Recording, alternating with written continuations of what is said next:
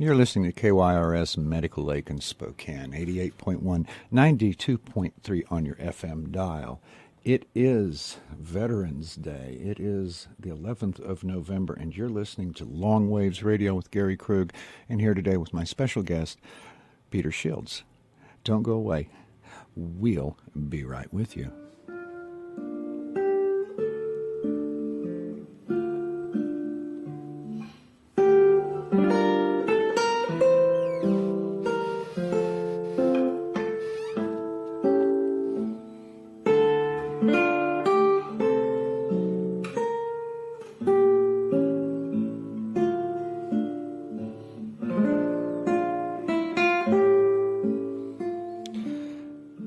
And as always, I have to tell you at the beginning of the show that the opinions expressed on this show are solely my own, and in this case, those of my guest, Peter Shields, and they do not necessarily reflect the views of KYRS, its staff management, or its underwriters.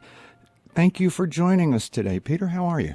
Very good, Gary. Thanks for inviting me on. Excellent. This is such a propitious day to have you on the show, because it was, 97 years ago today that the Great War in Europe was terminated, with remarkably few gains and remarkably little loss of territories, but enormous violence and enormous destruction.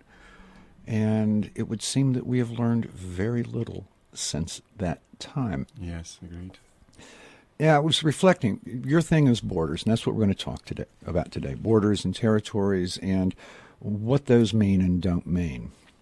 It struck me that borders really bring territory under a sovereign control. And there's such a long history of this. You could just go and kill the people or enslave them, take their land, and say, okay, it's ours. There was that approach, which is, kind of Spartan in its and Persian. But I think of some of the more recent forms of how territory has been understood. And on the show a few weeks ago, I was talking about John Locke. And in reflecting on today's show, I was taken back to Locke's idea of ownership, that I could make something mine. If you weren't making good use of it, land, for instance, I could come and take it, mix my labor with it, and it would become mine. And this became the justification for seizing lands from the Native Americans. Well, of course, they were here first, but they weren't making good use of it. They weren't improving it.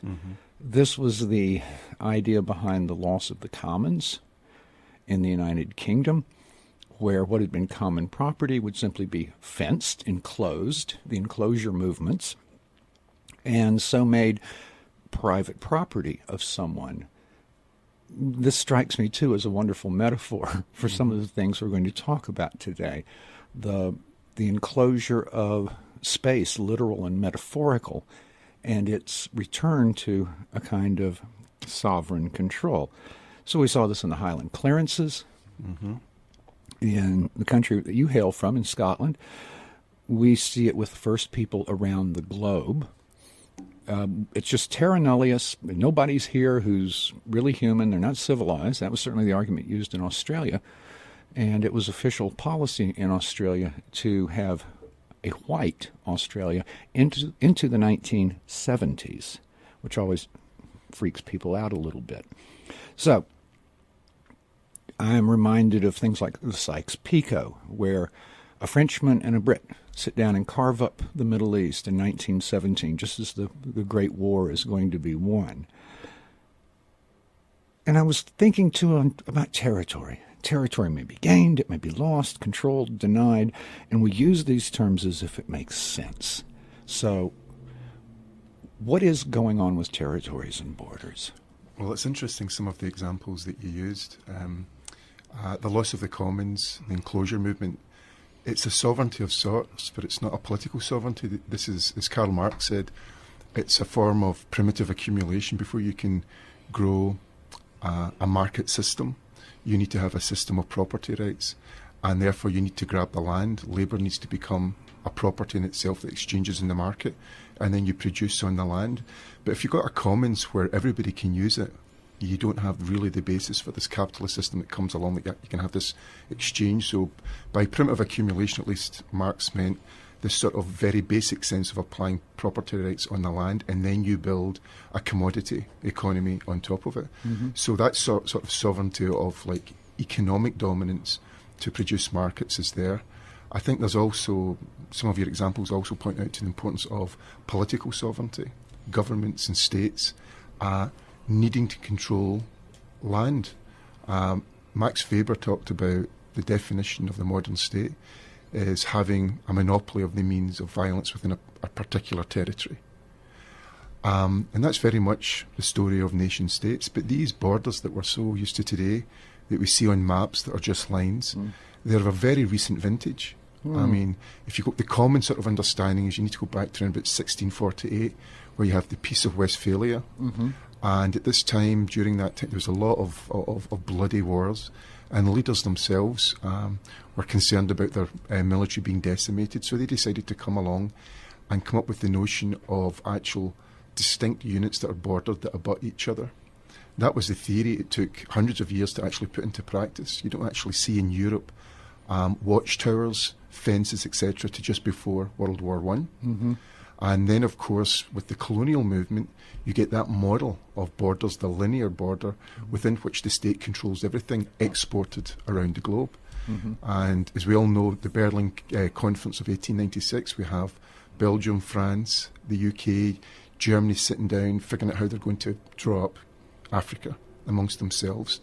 And it was very much along the lines you suggested in these other cases, where it was a very condescending notion that these people don't know what to do with resources, don't know what to do with the land, so we need to do it for them. We need to introduce them to capitalism and so forth.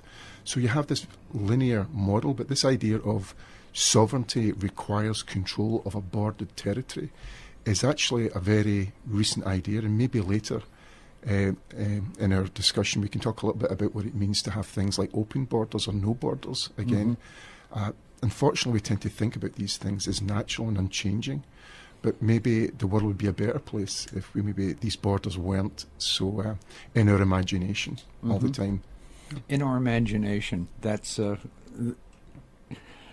key point. That borders, to a large extent, have taken on all of this other weight, so that now it's a definition not just of national character, but a definition of personal character. It is the extent to which you can acquire rights and privileges within a society, that you can work, that you have the protection of law. All of these things come with this rather strange, made-up idea of identity being constrained by a sovereign border. And especially given how fluid and protean borders can be. There's a map in my house of Northern California from 1848, and of course it extends all the way up to 5440 north latitude. And this was very much a part of Spanish California. And that whole 5440 or fight thing, we're going to push the western border of the U.S. up that high so we can enclose this border, or the way in which the U.S. acquired Alaska with a purchase from another country, Russia, back under Seward's administration when he was Secretary of State. And suddenly everything is different about that place, but nothing has changed. And underneath it all are the first people, the Inuit and the other tribes of the north, or around here, our own Wet'suwet'en in Canada, and the Salish and Flatheads and all in this area, Nez Perce, that they just don't exist. And we seem to be continuing that same mindset in the contemporary world when we look at places like Syria or Iraq or Yemen or Libya or Sudan or Somalia or Eritrea or Afghanistan, where we outsiders can declare, because they have power, it's that same imperial mindset, that same racist mindset, That's look, taking the examples that you just mentioned and thinking about again the African continent. Think about how much of the problems that some of these countries experience today because of the way borders were drawn. You have colonial powers that sit down and, with basically a ruler, divide up tribes, ethnic groups, topography in ways that had really nothing to do with understanding the local population. Iraq might be a good example of that. Look at the way that country was carved up and then the role that played in much of the conflict that's occurred. It goes back to that. And Iraq was one of the original Sykes-Picot countries, Right. carving up the remnants of the old Ottoman Empire. And if we look at most of the border conflicts in Europe from, say, 1800, from Central Europe right down through the Balkan regions, a lot of it has to do with dealing with the power vacuum left behind the collapsing Ottoman Empire. Right. And then the whole of North Africa, where we find ourselves embroiled now with no Suleiman to pull it together. What's interesting, when the period of independence for a lot of African nations came along after World War II, there was a moment where they had a discussion about whether to keep the borders or to somehow dissolve them and try to sort of reconfigure Africa as it was. And the leaders at the time, pressured by the US and the USSR, decided to go with naturalising existing borders and in basically congealing many of the problems that those borders brought about by putting groups together that were never meant to be together or weren't beforehand. There was a moment where something could have happened, but it didn't, and now those borders are just seen as natural. But they, as you pointed out, borders are something that are produced through economic and political struggle. The winners draw the borders, but borders, once they're drawn, for most of us, are just lines on a map and we take them as natural. But the thing about borders is if you actually live in a border area, they're never natural. They're constantly contested. Whether it's people who are trying to work on one side of the border but they live on the other, whether they're trying to bring something over the border that's seen as illegal in one country but not in the other, they're constantly contested. Borders are moving and shaking all the time. Yeah, indeed they are. I mean, we've seen the numerous transformations on the U.S. southern border with Mexico, and we've seen as well some really interesting problems with borders in the EU of late, with this huge influx of refugees from Afghanistan, from Syria, from Libya, from all of the countries that the Western powers have decided to blow apart for whatever reason. And I recall in our talk the other night, you'd brought up Libya as a reasonably stable state under Gaddafi, and we should remember he did agree to eliminate all of his weapons of mass destruction, production, stocks, and everything. But nothing was going to satisfy the West. But what Gaddafi had done, and I think this was your phrase, was he had set the southern border of Europe at south of his country, at south of Libya. Well, it's interesting. One of the ways in which the Europeans, since about the mid-90s to the present time, has tried to deal with the movement of people from Africa into Europe is by externalising the border. And they do that in a number of ways that maybe we can chat about later on, but the specific issue is the Europeans were giving the Gaddafi regime money and equipment to basically surveil and police the southern border because they had identified that as a major area where sub-Saharan Africans were coming through, then going through Libya to the coast and then in. I know what's the dominant thing in the media right now is that the Europeans are trying to be as benevolent as possible dealing with immigrants coming into the US in an undocumented fashion. But this week there's a get-together in Malta with African government representatives and representatives of the EU. And the EU is still pushing this idea of giving aid or giving money so that it's this neighbourhood policy where you give money to countries in North Africa and Turkey. Maybe we can talk about that a little bit, where you basically externalise the border. They take care of the population control before it even comes to Europe. There's talk of the French and Belgians moving troops into the Niger area to basically produce camps called asylum centres. which is very interesting because one of the things about externalising the border, so you contract out to Libya, etc., is if asylum seekers reach the actual border of Europe, then they have a claim for asylum, and under international law, the EU has to accept the claim and assess it. If you can have an external border that stops their movement towards Europe, then they are not allowed to make asylum claims, or they can be processed at centres for years without ever getting closer to the territory. I guess right now they're looking at Turkey. Turkey is interested in a deal. I don't know if it's going to go through. They're interested in their population have visa-free access to Europe. They want billions of dollars to actually warehouse Syrians and others. And this is the thing, consider us again for European accession, and we will then become your border in the south. Europeans are looking at this all the time, and it's more of the same. Under this humanitarian crisis, what we're actually seeing is Europe now turning back to the policies it's been pursuing since 1993, which is the way we deal with immigrants is we try to make sure they never get here in the first place. It's been a spectacular failure. 700,000 people have moved into Europe this year. It's failed, but they're going down the same path. And it's created all sorts of interesting internal problems in Europe. The idea that we don't have, from the Maastricht Treaty, we don't have borders internally in the EU. But some of the new members of the EU have gotten rather serious about putting up borders, particularly in the eastern countries, Moldova and Hungary, for and sure. Hungary, Bulgaria.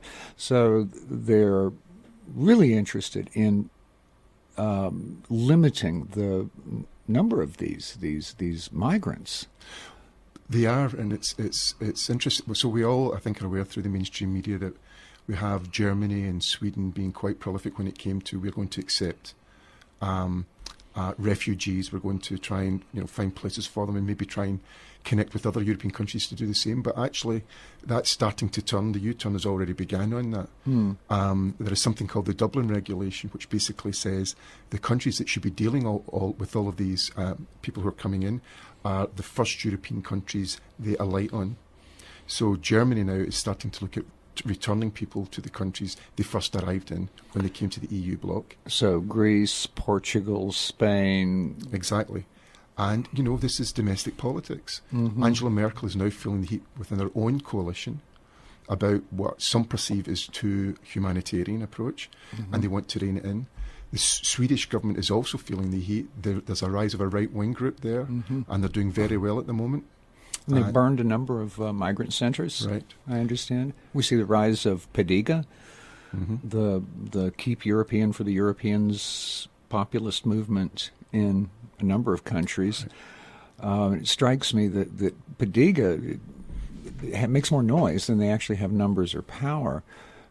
But they also have a number of things in common with the left and how they want to address some of these issues.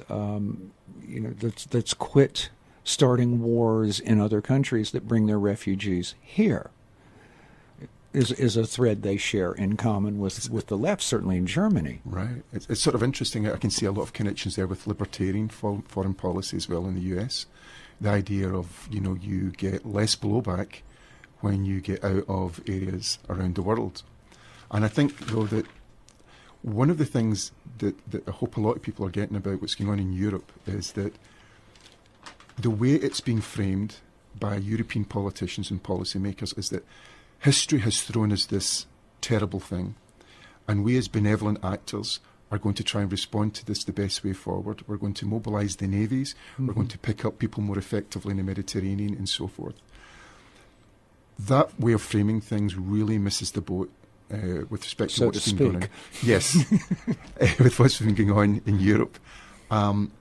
Europe is not a passive, reactive agent in all of this. Its border patrol policies since 1993 has actually created a lot of these problems. When people want to come into the country, they make it much more difficult to do so. So what happens is people don't stop wanting to come in. They find riskier, more dangerous ways of coming. And then those holes are plugged, riskier, more dangerous places of coming. This has occurred right across the eastern, central, western Mediterranean. And these policies, very similar to what's going on in the US-Mexico border, don't really stop people coming into the country because they've got very, very serious motivations for why they want to come in. What they do is these people look for various ways to come in, and they just are risky and riskier. They rely on smugglers, etc. What we have in Europe and what we have had is from 1993 to the present time, we've got almost 23,000 people who have died trying to get into Europe documented. But that's way under cutting the actual number, because these are only the bodies they find. Interestingly enough, the Europeans don't document this. They refuse to count them. So these are NGOs that actually do the counting, and they document each name, and they're put up on the internet so we can see the names. Most of them die in the Mediterranean. This year alone, approximately 3,400 bodies found in and around the Mediterranean area. This is also a consequence of certain policies. It's a form of structural violence. Structural violence is the notion that these deaths aren't attributable to individual culprits. It's about a network of organisations, public and private, networks of actors across Europe who together are producing this effect. Of course, there's individual culprits. There are masters of ships who do not respond to distress calls when they know what's going on. There are reprehensible smugglers who throw people overboard when they're being chased. And it is reprehensible, but think about it, the space for them to move, their marketplace is created by European border policy. The coyotes in the US-Mexico border, their market is created by US border policies. This is something that is very clear. Australian border patrol is very similar as well. This is important. The other thing that's really important is we shouldn't get swept up in the spectacle only, because what's really going on with EU border patrol is much more than just what's going on in the Mediterranean. It's spectacular, it's terrible, and the Mediterranean is becoming a mass grave. But you've got to see it as just one piece of something else that the Europeans have been doing for a while. Under the Schengen Agreement, which most European countries adhere to, they had to adopt a common visa policy. This common visa policy has a blacklist and a whitelist. And you can think through maybe who's on the blacklist. Most Muslim countries, most of Africa, poorest nations in the Caribbean, and the poorest nations of Asia. The way it works is if you're on the blacklist, the border of Europe actually starts in your own country. You have to go to the consulate, and you have to show the exception to the rule. Because the idea is just because of the country that you are born in, you're seen as potentially a risk, either as a terrorist or as someone who's going to overstay their visa. By contrast, if you're on the white list, North American, for example, Europe is pretty much at your disposal.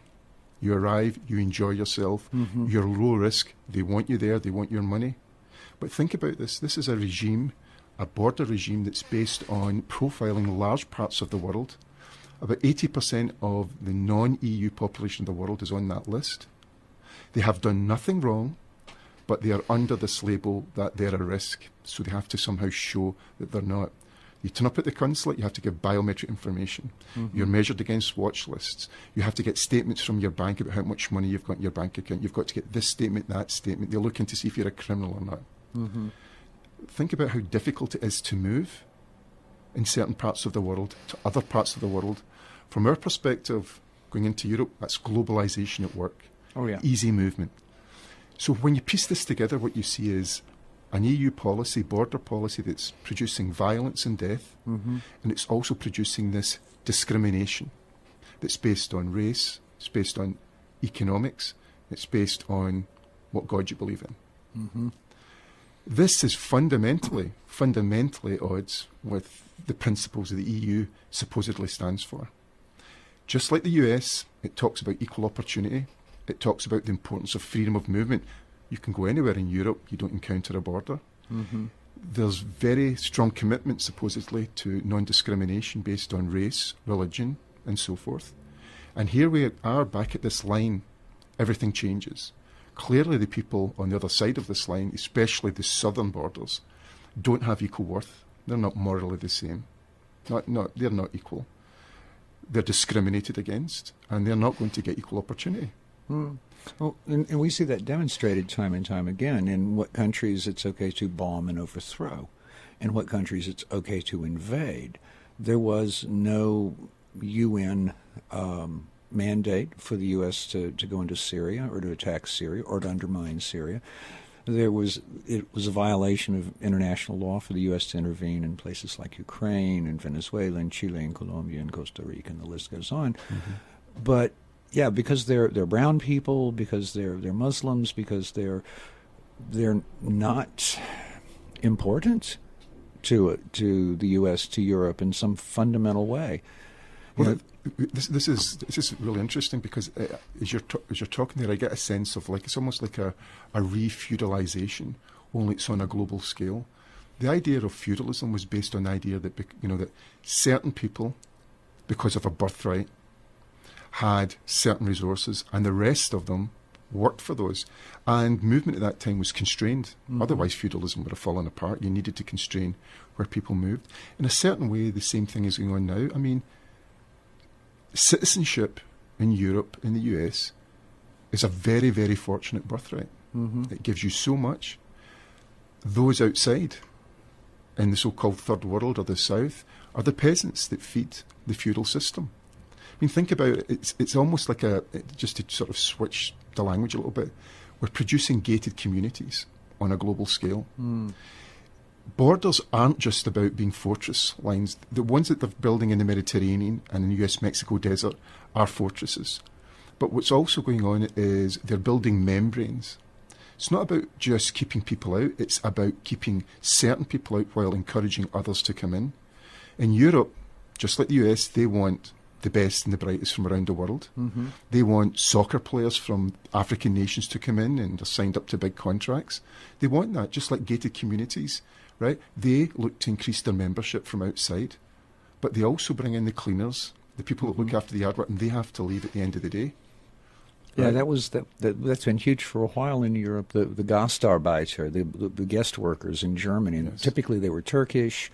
And with the decline of the fall down of the Iron Curtain, more and more from Eastern European nations. So I like that idea of a membrane that it's to stop some, but not others. For instance, if you want to come to the U.S. and work, and you've got a PhD in, say, physics or computer engineering, an H1N1 you can get like that. Get the visa, come right in.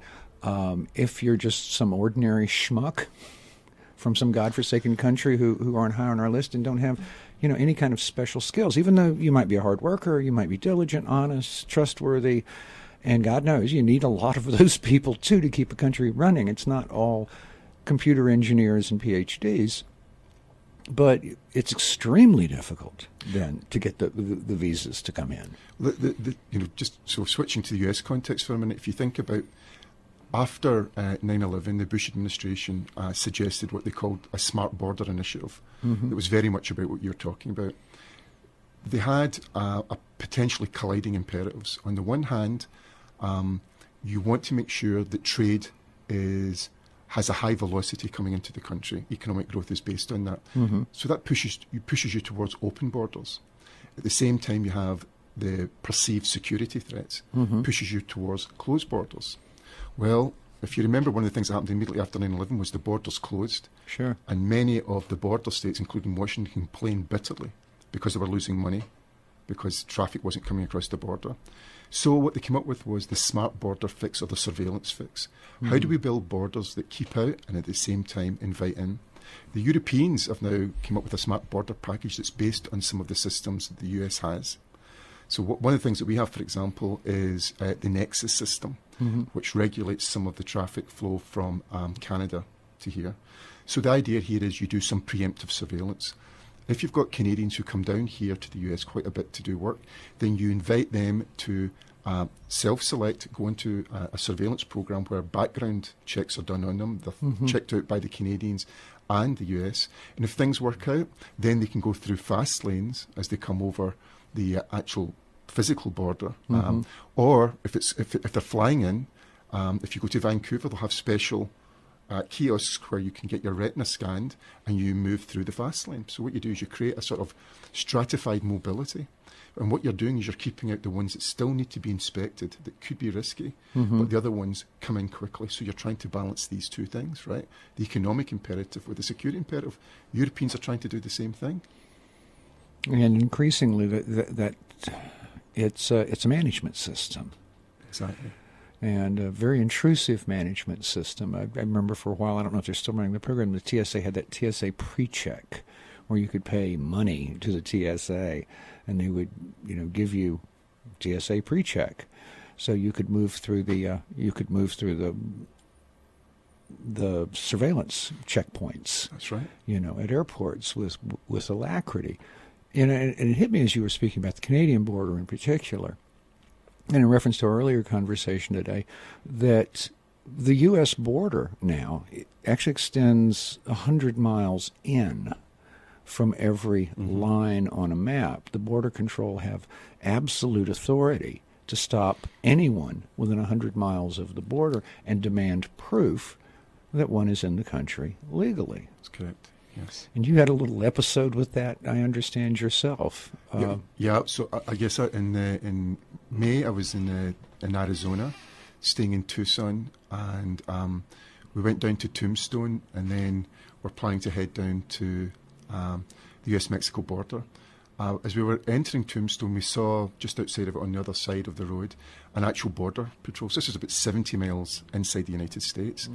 And that led me to think maybe we should check this out before we go down to the US-Mexico border. So we turned around. We were just going to go through it and then do a U-turn and go straight back down to the US-Mexico border. Well, we went through it and we were asked, so you're both American citizens? And I said, well, I'm not. I'm not going to lie. And I was asked, where is your green card? And so I got a green card 30 years ago when I came here. I've never been asked to produce it at any time other than when I'm coming back into the country. Not when you're flying to Hawaii or anywhere like that. And I pointed out I don't have it.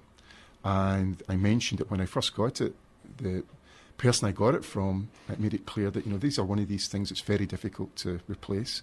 So be very careful where you keep this. But he informed me, the border guard, that I was subject to fines and he could take me away for further investigation at that point, but he was going to let me go. And I guess a couple of things went through my mind at that point. One is the idea of being stopped. Just, I get it at borders. We've all been through that experience. But being 70 miles north in this space where you suddenly feel that maybe your rights may be contentious. Maybe they do have the right to take me. I mean, maybe this can happen to me. That affected me the rest of the trip. I didn't go anywhere near the border, 100 miles within the border after that, because I knew it would go through the same thing. You can pull up on the web a map of where all the border patrol, internal border patrols are. If I had been a different colour, I think it would have been a much more difficult situation, much more difficult. Or a different ethnic background. Yes, much more difficult. Yes. Indian or just brown-skinned would have done it, even if you did have the same accent. It would just confuse them. It also raises another interesting thing about what's going on in the US and in Europe. I mean, there's border patrol right round the EU. It's not just with respect to the African continent. It has to do with Russia and so forth, and Ukraine and so forth. But the amount of resources spent in the Mediterranean is so much more. Same, we have a Canadian border, US-Canadian border. That does not get anywhere near the same treatment as the US-Mexico border. So we really have to figure out what this is, and I think it's fairly clear. I mean, this is the border between the first and the third world. This is a concern about race. Think about the way in which last year, the young children that were coming up from Central America into the US? Think about the way some elements of the media talked about the influx of those children. They were basically framed as disease carriers and so forth. I remember, yeah. This is not going to happen if something similar happened with the Canadians, and there needed to be, a movement of Canadians, a large-scale movement into just that language would not be used. It's too easy. The language of deluge is used all the time in Europe, and of course a deluge always invites a dam. The language gets set up constantly for this.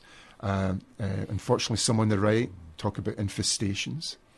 and so forth. They do, and there are these prevailing unattributed, undocumented stories circulating about the tens of thousands of migrants who've just disappeared, and they've gone off, and there's always the implication there's some nefarious purpose, that they're spies or they're terrorists, or they're going to disrupt the country somehow. But we've been talking about technology and maps and lines and monitoring and whatnot, and that really shifts the moral dimension of the arguments away from addressing this as a problem about people and the allocation of wealth and these curious notions of privilege that people have, and it seems to strip an entire moral dimension right out of the equation. So we have to facilitate trade, but we have to block the bad guys, and it ignores all of those other issues. Who are these bad guys? Why are there these bad guys? Where did they come from? Why do they want to hurt us? And this is a whole series of questions we can neatly elide by simply looking at what are the solutions to these problems. So there's an amnesia there that suppresses a past. And we saw this in Libya. We see this in Iraq. We see it in Syria. We see it in Afghanistan. These are disasters of the U.S.'s own making. And yet the U.S. is not the one really suffering the brunt of this mass migration of people. It's the EU and its countries in Africa. Right. Well, the EU is the one that's proximate. Although, as you know well, the Europeans have also been involved in North Africa in a military way as well. So they're also creating their own blowback. But this point that you raise, I think, is very interesting about the moral issues that are sort of like not being discussed. When you frame the issue to begin with as something that's happening over there, and it's down to evil people like smugglers. It's about leaders that just can't get control of their own people. It's about migrants who are just making bad choices. What you're doing is you're externalizing all from you. The problem is over there, and you're making it clear that you're not enmeshed in the social system that created those problems to begin with. So it's the sort of like, look at the loss of control, and we are going to benevolently react to this. This is the dominant narrative you hear in the media. So we don't get to questions, very uncomfortable questions about why do these problems exist. The evil tyrants, Saddam Hussein, Bashar al-Assad, Gaddafi, the Taliban regime in Afghanistan. These were actually regimes that were doing a pretty good job at keeping their populations fed, clothed, educated, certainly lacking some of what we would call basic freedoms, and we still have a few of those left. But by no means this horrific concentration camp mentality that's often used in discussing how evil Gaddafi was.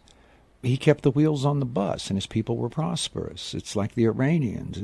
The same was true in Iraq. Yes, Saddam Hussein was a psychopath, but he was a high-functioning psychopath who kept the wheels on his country. Yes, it was and I'm not praising him, but he was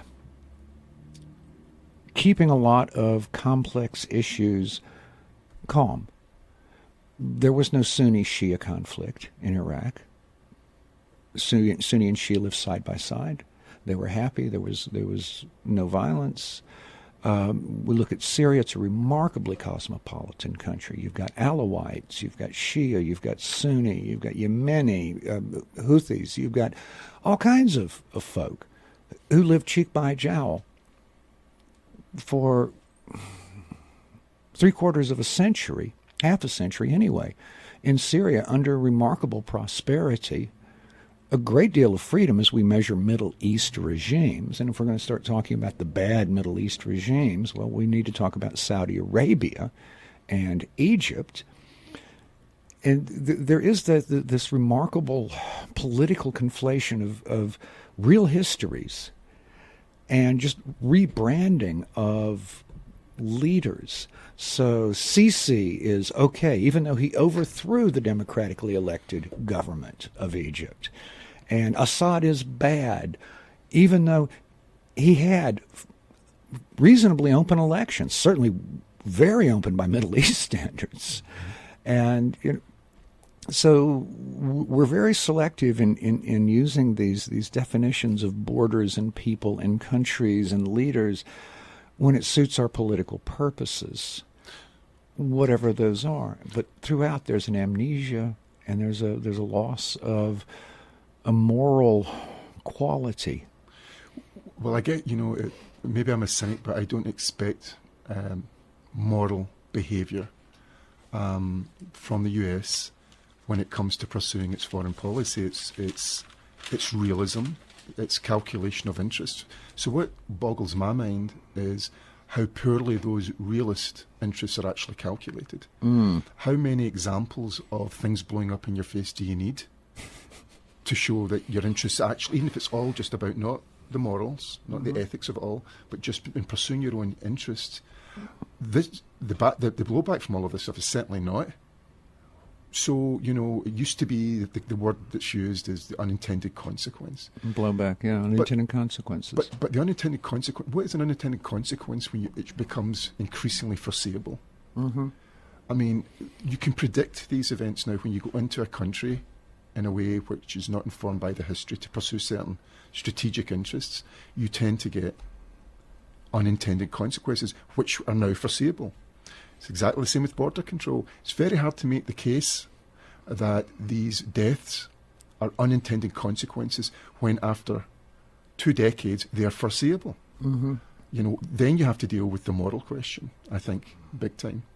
I think one of the things that comes out of some of the things we've been talking about, border control and interventions in countries, is I think that one of the things that lies at the bottom of this is how we might measure ourselves as advancing as humans. It's not about exploring space. It's not about plummeting the depths of the oceans. It's not coming up with a pill that will make me have a great memory when I'm 70. Isn't it about how we treat the other?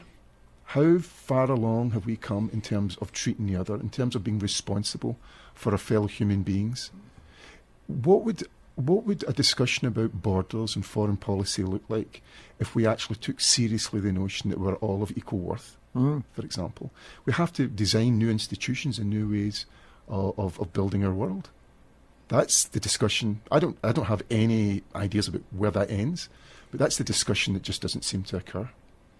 Well, certainly not the level of governments. There are groups of people, there are organizations who try and pursue that and who try to create spaces for those conversations, and occasionally a government will send a token representative to show up and feign interest, or maybe be genuinely interested, but it never goes anywhere. It never feeds back into power. It never feeds back into wealth. It never feeds back into the military-industrial system that drives the economy of this country, that is the economy of this country.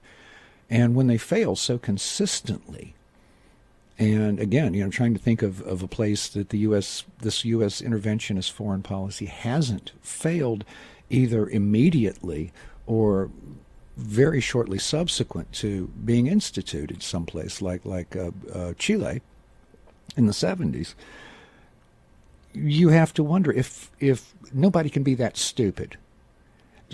You have to wonder if it's not deliberate, that these are it's a point that Orwell makes in 1984 in Chapter 3 of Emanuel Wallenstein's imaginary book on oligarchical totalitarianism, that the idea is not to actually have healthy, wealthy countries. The idea is to have just enough that people aren't hungry, but you've also got to keep this enormous production apparatus going, and the best way to do that is to invent things that just blow themselves up or are declared obsolete in 5 years, and you have to rebuild them. I have to wonder if a country keeps failing in its endeavors so spectacularly, if it's not deliberate, and if it's not, then it's unconscious, and that makes it truly dangerous. that they just keep wandering in, with the waving the flag of exceptionalism and saying, because we are here, everything will now be fine. It seems we have to understand then how politicians make decisions and why they make decisions and why it's maybe very difficult sometimes to, even if you know it's not working, why you can't change course. I mean, there's examples of that all over the place where, for example, again, with border control and border surveillance, it's pretty clear that in terms of what these policies are supposed to do, they've failed spectacularly this year. But maybe they haven't failed in another way, which is maybe on the symbolic performance level, they succeed very well for at least a time. Because a lot of what happens at borders has got to do with domestic politics. And politicians are playing to certain audiences.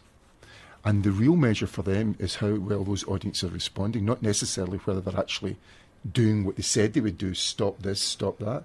You could easily see that in the war on drugs in the US. I mean, here is a war that's been lost over and over again, and yet big budgets are tied to it. And there's audiences that are very keyed into that. So maybe when we assess things like this, the amnesia, maybe it's because it's not really about getting the things that they say are going to happen. It's maybe about keeping certain audiences happy. And then the material side comes in as well. I mean, in Europe, there are huge contractors that are making a lot of money off of border surveillance and its deployment throughout the Mediterranean. They certainly want the issues to be framed a certain way. They want us to go down the same road over and over and over.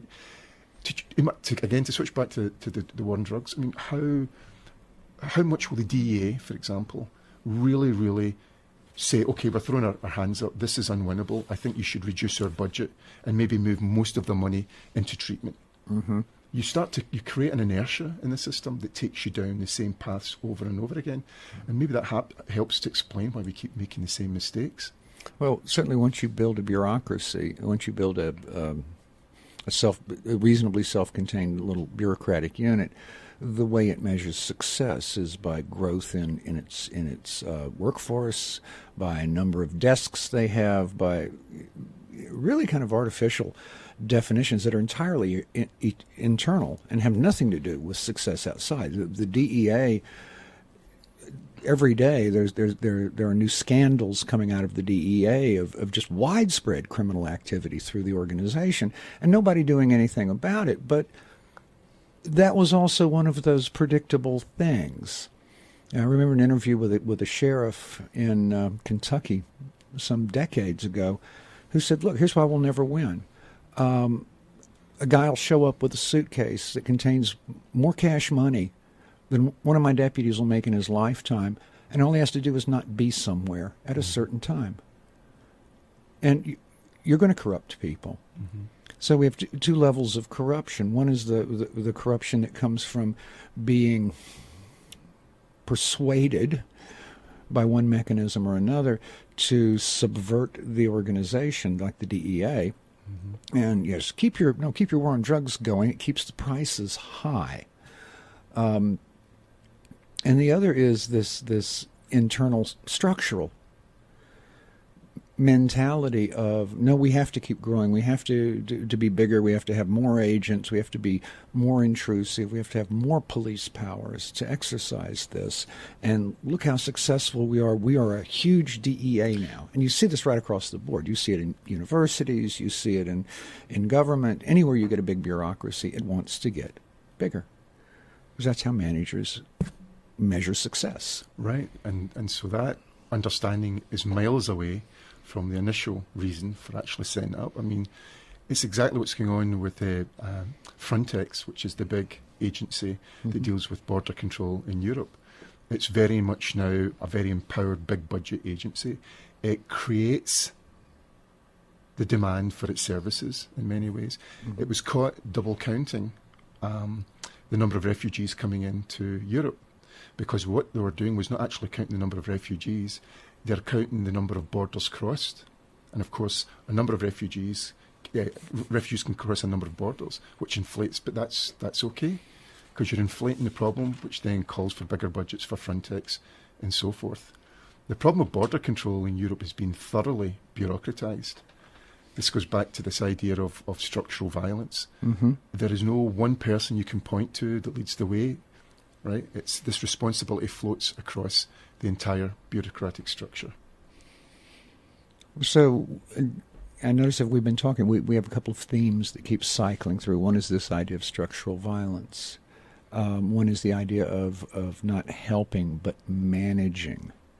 And maybe we could return to that in the 5 minutes or so that we have left to us, because we also see this in a variety of areas, the notion that managing people is helping them. We see it in a lot of the ways we do social services.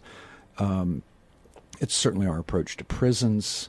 So manage them. Just put them in there and manage them, and try to do that competently. And manage refugees.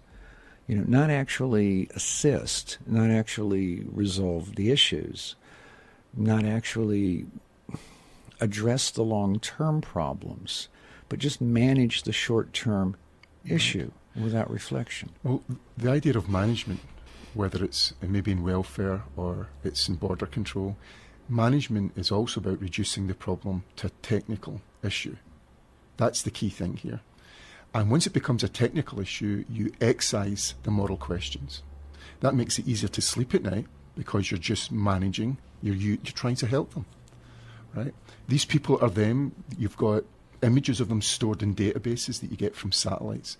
You have their biometric information that you can pull up in databases. That's the people you're managing. But who are those people? Those people have qualitatively distinct personal biographies of why they want to get to a certain place, because they're being tortured, because their family's in trouble, because they're hungry.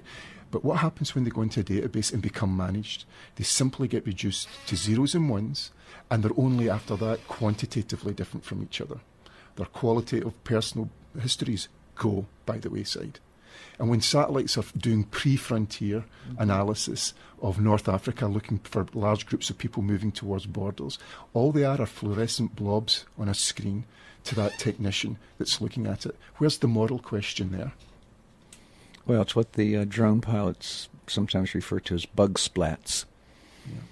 And, we see with the drone pilots an enormous burnout rate because they can't quite not see these as people after they kill them, as the bodies bleed out and they become the same temperature color as the background. They wash out. They don't have enough social distance yet, but you can get that kind of social distance when it's reduced to a piece of paper that's in front of you or a spreadsheet. And you don't actually have to watch the little phosphor lights dim and dim and dim until they merge with the ground. There was actually a project in Pakistan where an artist went into a village where a young girl had been killed and constructed an enormous mosaic image of her face, visible, plainly visible as a child's face, from a drone camera, and had the slogan, "We're not bug splats." You have to get back to looking at people, because you can only care about people. You can't care about abstractions. Well, that's right. It's. I'd be very careful about making the parallels here, but we're now getting into sort of the area that Hannah Arendt used to explore, the banality of lots of evil. People. Hannah Arendt wrote about the Nazis. Zygmunt Bauman writes about the Nazis and talks about a lot of the evil was buried in the banality of it all, the bureaucracy, the everyday, the abstractions, and so forth. So I think there's a real connection there. Well, I remember Eichmann, what Arendt said about Eichmann's trial, that she was struck when they said, well, if you got the order to relocate your father to one of these camps, would you have done it? And he didn't miss a beat. He said, well, yes, if the orders were properly filled out and authorized, it's my job. And it is that creeping technicism that makes us less and less human, more and more machine-like. And in our dealings with people as machines or statistics or just bug splats, we lose the ability to actually care. I can only care about people. And I can really only care about the people that are in front of me. Otherwise, it is an abstraction. And maybe it's that dimension we need to recapture, as you were saying earlier, as a moral point. Closing words? I don't have any huge, great conclusions about all of this, but I think when we get at what you're talking about, I think the banality of large-scale systems, bureaucracies, technologies that fit into those systems, it does distance us from the most important moral questions. In the areas that we've been talking about today, we lose complete sight of why people are struggling, why they're hurting. Mm-hmm. And we seem to give, as Habermas says, we seem to give so easily our responsibility over to the technical systems. We believe they're doing something. Yeah. We believe they can take care of it, and we can go off and not take responsibility for it. And we need to somehow deconstruct that. Yeah, that's well said. That's well said. Good closing remark.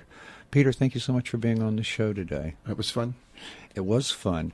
And thank all of you out there for listening today here on Veterans Day in Spokane. You've been listening to I'm going to give the wrong show again.